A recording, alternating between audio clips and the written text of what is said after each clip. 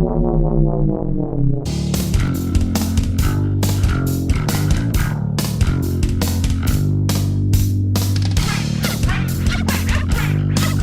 guys, Super X here, and I gotta be honest with you, this is my first time shooting any type of vid that wasn't a tutorial kind of specific to a hobby of mine.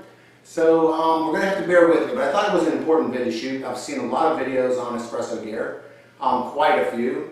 A lot of them were done by the people that make these products and or sell these products. A lot of them were done by people with a kind of a different mindset than I have.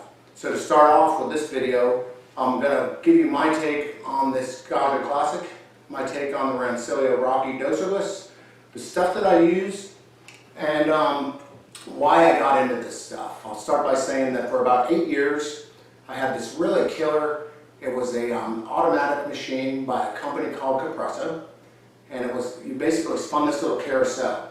For me, it produced, believe it or not, it produced what I thought was a really good shot of espresso. Well, that thing just died, and it sent me on sort of a hunt for new stuff. So in that period of time, I went through some gear before I settled on this. The first thing I got was a Capresso machine like this. And when I get into this one, I'll tell you why I believe that is not the option you want to pursue. Also got a grinder called it's a big name one, I'll think of it here in a minute. Can't think of it, but it's I'll come up with it here in a little bit. But I wound up going with this one. It's probably the second most recommended sort of entry or level grinder, as this one is called. And I just can't think that's a big thing on the front. Needless to say, that stuff didn't work out for me. So I wound up going back to Capresso and getting a one touch. Now anybody that likes espresso, particularly espresso that tastes like you get at Starbucks, which is why I make espresso, because counter to most people that make these videos, I actually like the lattes that I get from Starbucks. I like them a lot. So that's what I try to reproduce here.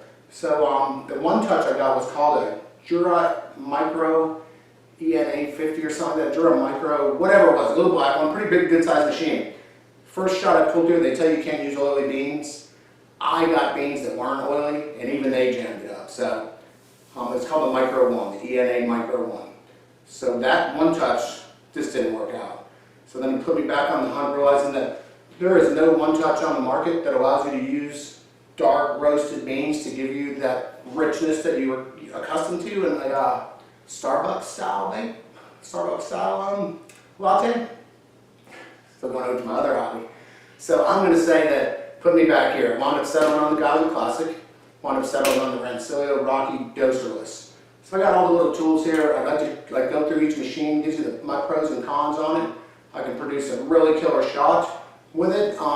Recommended time is 25 to 30 seconds to get to 2 ounces. I can hit that bang on the head every single time. What I wind up with, I even like to use my paper cups. I really like the whole experience of Starbucks. What I wind up with is an exact double shot, low fat latte with sugar, like big teaspoon of sugar like you get if you go through the drive-thru at Starbucks.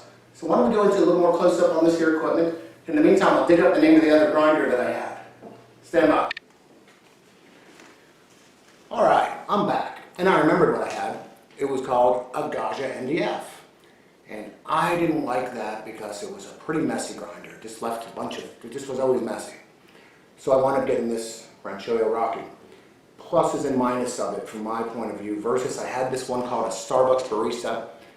It did okay for the uses that I had, but it didn't stack up to when I started to get this better equipment. I didn't think it worked out well. Would I buy this Rancilio Rocky again? I would say not, because I've found other ones that are considerably more expensive, but work better, and I can't think of their names off the top of my head, but they look a lot like that Barista, and they're made by the same company that made that thing. But I had that equipment, I bought it, like I said, 8 or 9 years ago, and it functioned properly all that time. So here, the first thing I did with this Rancilio Rocky was take out the finger guard. The finger guard on it was a nightmare, because one of the things that it does is when you're grinding on a setting of 5, which these beans that I use, they're roasted locally here, very dark roasts. I get them from a company called Coffee AM, and they're called Espresso Verde. Basically, they're just like the beans you'll buy at Starbucks. Remember, that's my point of why I have this stuff. So what I found was with that finger guard, it's very easy to remove. You just remove the 3 screws, take it out. I can get my spoon in there and just push the beans. I use a plastic spoon for that. and otherwise the grinder gets interrupted quite a bit. That being said, I wanted to get, since it stopped a lot, it was almost impossible to judge and gauge a dose. So I grind into this little deal here, and I got a little gram scale. And I grind out, that way with the grinder I'm interrupting. I used to be able to do it by eye. I'm interrupting it, and I can very easily tell by this scale that I'm grinding anywhere from 17 to 18 grams is what I throw in to my deal. So a little digital gram scale sits here. I put some little feet on the bottom of it to make it so it doesn't dance around under the grind. Use that little cup, grind into it, and I'll take you through how I make a shot. That'll be a separate video. Right now I just want to talk about the equipment. This little thing comes off. You can clean it and stuff. Hopper's good. I mean, I think the grinder is decent. I like it. I don't fill it with a lot of beans. I fill it like with maybe a couple of days worth at a time. I think it's a decent grinder. I'm happy with it. But if I had to buy again, I'd probably, in this price range, I would buy it. If I could have gotten a more expensive grinder, I would have gotten a more expensive grinder. So that's that on my grinder. Now this guy right here. This machine is awesome. I'm going to have to say that it kills the machine that I had gotten from Compresso. They have one in a similar price range. I got from Compresso because their customer service was just pretty much awesome, straight up. I mean, they gave me, like, after that machine was 8 years old, they still like gave me these discounts on equipment. So I thought I might as well go there. All these machines are probably the same, without having reviewed a bunch of them or looked at a bunch of reviews. Not the case at all. First thing you'll notice about the Gaggia is it's a very sturdy machine. The one I had before was called the EC Pro from Compresso.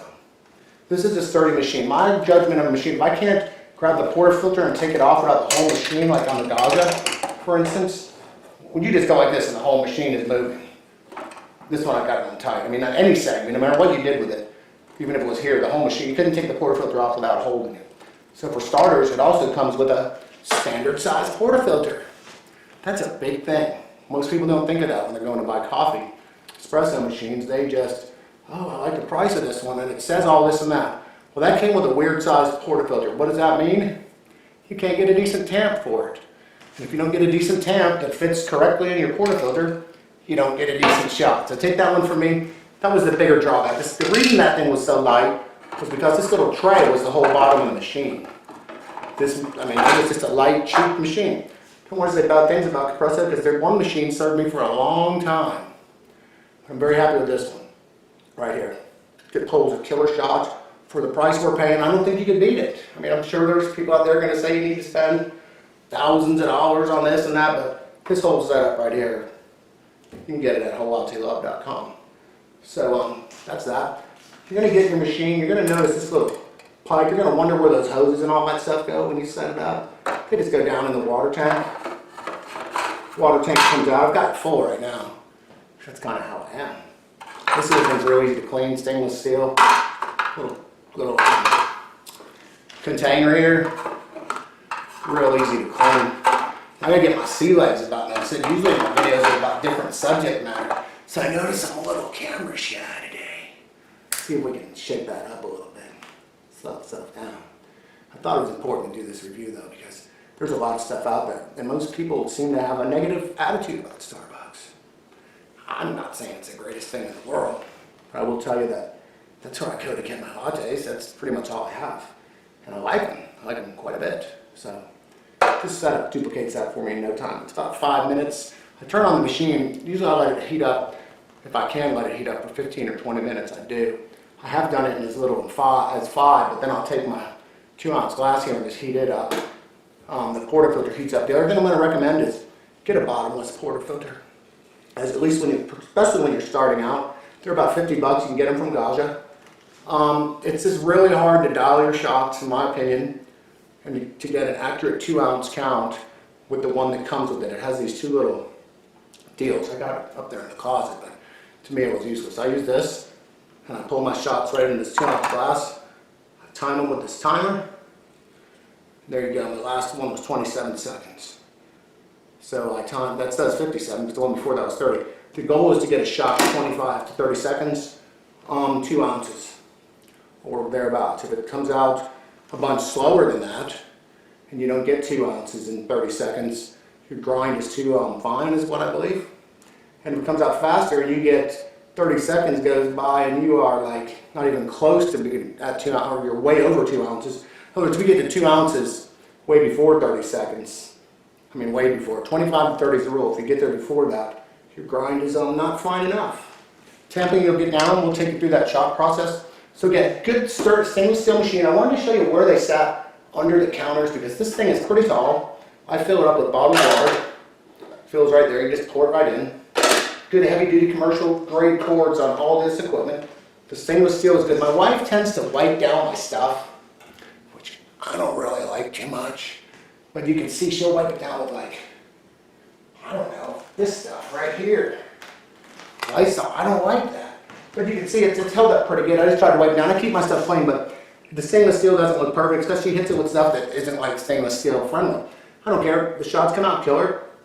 Again, the portafilter, I'll go into that. It takes different baskets. I'm recommending the bottomless. So basically when you get a bottomless portafilter, you just get that. As opposed to, here's the portafilter that comes with the machine. I don't like that. It looks nifty when you see people pouring shots out of it. But I don't like it. I like the bottomless. I like to watch everything come out. And you'll see that in segment 2 of the video. So you just take this thing right here. It comes with a couple of these. One for a single shot and one for a double. I run the double. I run 17 to 18 grams into it. This is the finger guard that came out of here. It's a must take out. There's no spacers or anything needed. You just take it out, put the screws back in. There's videos on it. I bet you, like me, have visions of being the home barista and grinding right into your portafilter in here. Why don't I do that? Why? Well, for one, like I said, this thing jams up a lot on this grind setting of 5. It's always jamming, so I have a plastic spoon. No, you're not getting into the burst. You're just stirring the beans, so you have to come over here and mess with it. What does that mean? It's impossible to visually judge how much espresso you need. And to constantly pull a good shot, you need a constant dose of espresso. So I need this scale. That's why this thing goes back there in the closet. That's why you can grind into anything. I like this. So it was a part from my own. I think those things are made by a company called Barazza. That's the grinder that I had. It lasted all those years, but now they have more high-tech ones with some different grind settings. Like I wish this one had 1/2 a step down. If I go 1 full step down from 5, it's too much. If I go 1/2 a step, it'll probably be perfect. And then I do why don't we go into the shot portion of how I pull a shot. That's these machines. Highly, again, recommended. I would recommend that machine, that grinder, unless you want to drop about $400 more, which I didn't. Couldn't sneak that on my life either. So that's why I'd recommend that. And then we'll go into the shot pulling technique and all that stuff. What do you think? Shall we knock that bad boy out? Gaggia Classic Rancilio Rocky Doserless. There's plenty of videos of people showing you how much water it takes. Oh, I don't use this either. That's usually back here. I use this little thing right here. But I forgot to pull it out. This is called a foaming machine. It foams and frother. It's like 50 bucks. So much simpler and less mess than that. Produces killer foam. Why don't we go through now? That's the end of my review and recommendations. Like I said, I don't know what more I can review other than tell you that once we master the shot, which doesn't take long, once we master that, you go through, I don't know, a little bit of trial and error, you'll figure all that out. You will find that these machines give you that Starbucks-like experience. Very easily and conveniently easy to clean, easy to maintain. We just need to go through some other tools. So you're going to need a good tamp. This one is called a, I don't remember. God, my memory's horrible. Some kind of rock something or other. It's a decent one. And that's it. Then you got to get your good cups, the exact right lids with the right size hole in them, and you are pretty much rocking and rolling at that point. So why don't we let's go through that part of it, okay? All right, step 1 for me is getting my cup ready, putting a big old teaspoon or tablespoon, it's a 1 full tablespoon of sugar in that cup, right? Next step is to get the frother. That little espresso frother is awesome, in my opinion. All you do is you're going to pour into, there's a minimum and maximum line. I'll fill it to the max. And there's a warm, a hot, and I don't know, I guess a cold button. We're going full hot here. Now, what I've had to do in order to shoot this video is unplug my espresso machine so I can show you the grinder. Because I grind while that's doing its thing. We got our cup with the sugar, we're just going to move that out of the way. The beans I use, as you can see, are an extremely oily mix of beans. And I already have some in there, but basically, Again, I just take a little bit of beans. Very oily. If you could smell these, they smell delicious. It smells like if you bought Starbucks espresso beans, which I bought for a long time. I found this place that's actually right down the road from where I live too. It's not far away, but anyway, they just FedEx it. I don't have to drive there, and it gets here like the next day. So we're going to grind. How are we grinding? We're going to let our gram scale weigh itself out, like zero itself out, and then we're going to grind out a stop usually right at 16 when I got 16 grams in. So let's go ahead and do that. There, I'm watching the scale.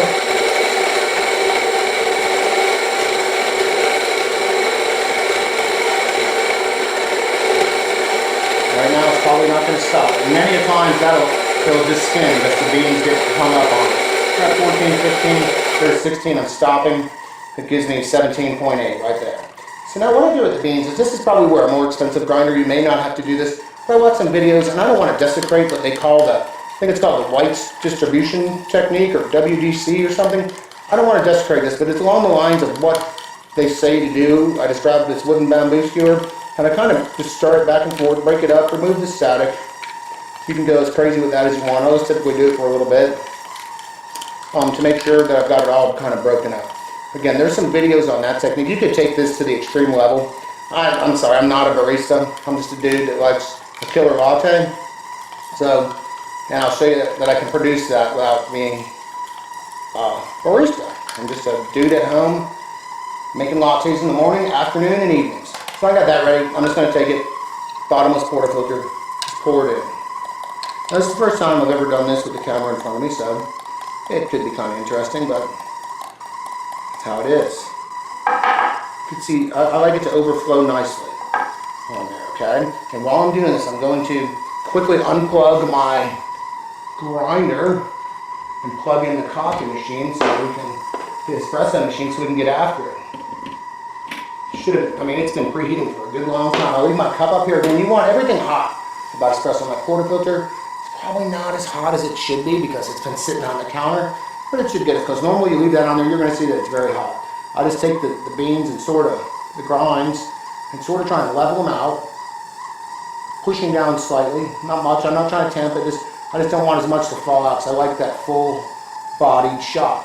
Clean off the edges here, because otherwise that'll get caught up in your machine, and then we're going to tamp. I tamp pretty heavily. With this. Like I said, if I can go another half setting down, I probably might not have to tamp as hard. The tamp is essentially edge of the counter. I put in my tamper, the tamp deal there, and I make sure it's nice and level, okay? It's got to be level. If it's not level, you're going to get all kinds of problems. And then once it's level, I just give it a good old push. I don't know if it's 30 pounds or 50 pounds or 40 pounds, and then I just turn it a little bit like that, and that's it. Now what I do is take my finger and clean off anything on the edge. Try not to disturb your basket, and you'll see it's not completely polished. There's nothing completely polished about it, but you're going to understand that it produces a decent, perfect shot. We're going for 25 to 30 seconds. Now the first thing you want to do is purge this out a little, let a little water run through it, like that, okay? Important stuff. Put this on here, milk's ready. Now we're going to go 2 ounces right here. We're going to time it. Okay, let's see how it goes. This is how you'll start to get used to and doing this stuff, is by timing it, making sure your dose is good every time, and you'll just start to make adjustments to it all as you go.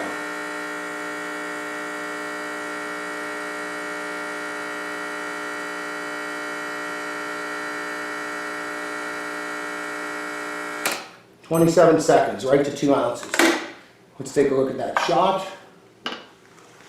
I can tell you it's going to be pretty awesome. It's doing its deal there. As you can see, what they call that, the Guinnessing effects. So there's a whole bunch of stuff out there where you're going to find all different types of information on making shots from people. My information is what makes me a good shot, what makes me a quick shot, what makes me a shot. And I'm just going to pour this in the sugar. If you're looking for latte art, I'm not going to be able to provide any of that for you because, like I said, I'm not a barista. I'm a dude that's sick of going through the drive-thru. Wanted the experience at home. Got it for many years. You can see all the froth on top of this deal here. I mean, there's a lot. And you could use as much or as little as you want. there's about how much I'll use. At the end of the day, this is how the Holmes is rolling. Hopefully you can see that. Stir it up just a little bit. There's kids around. They will like that foam milk. We call it cream milk. Put it in hot cocoa and all that good stuff.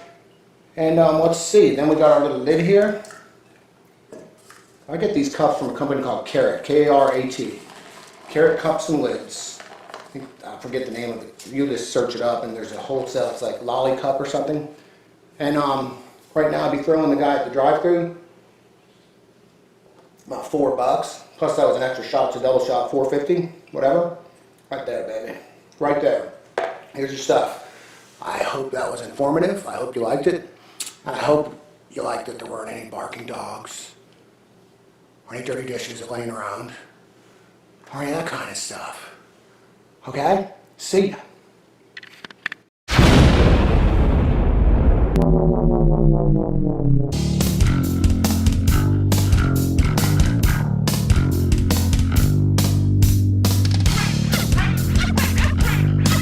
Hey guys, Super X here, and I gotta be honest with you, this is my first time shooting any type of vid that wasn't a tutorial kind of specific to a hobby of mine.